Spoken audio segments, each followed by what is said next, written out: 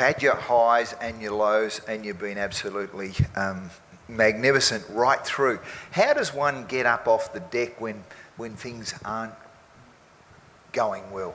I would like to share one experience with you here. It's a funny story, but completely out of the box, which we hadn't tried, and it did wonders for our team. We were playing against New Zealand, and Chris Keynes was bowling. This was in India, in Mohali, so in your hometown.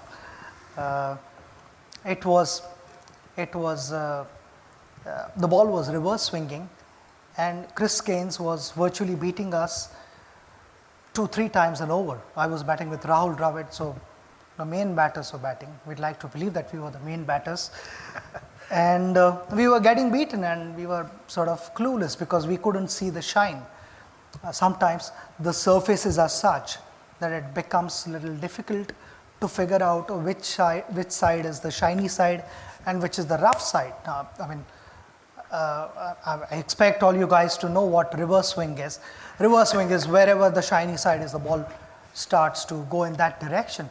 Even if the bowler wants the ball to go in the opposite direction, it will not go because of the imbalance and the surface of the ball. So Chris had started doing that, and I met with Rahul in the middle of the wicket, in the middle of the over. I said, I've got an idea. And he said, do you want to share it now or after the over? I said, I'll share with you after the over, but it can work. So Rahul said, okay, tell me now, what is your idea? I said to Rahul, I am closer to the bowler, and when he's walking back on the run-up, I need to stand here.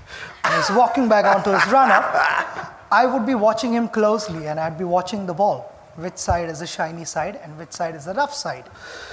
So Rahul said, then what happens after that? I said, whichever side is the shiny side, I will hold the bat in that hand.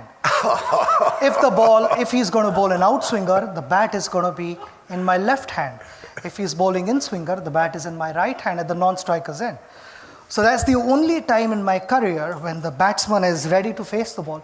He's not watching the bowler, he's watching the bat in my hand. So he's very good. So Rahul is watching me, and suddenly you see a couple of cover drives being hit for boundaries, and on drives passing piercing mid-wicket and mid-on, and Chris is like wondering, these guys were getting beaten a couple of times every over, and suddenly I'm giving away a couple of boundaries. There's definitely something wrong. So all the fielders were watching me because I was, watching Chris and not Rahul. And normally no batsman stands facing the bowler. He would be like facing the other batter.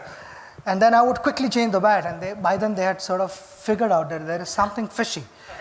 And Chris lost his momentum, he lost his rhythm, and he held the ball cross seam, and he bowled the ball, and instead of looking at Rahul or checking what has happened there, he looks at me and I said, what have you got for this?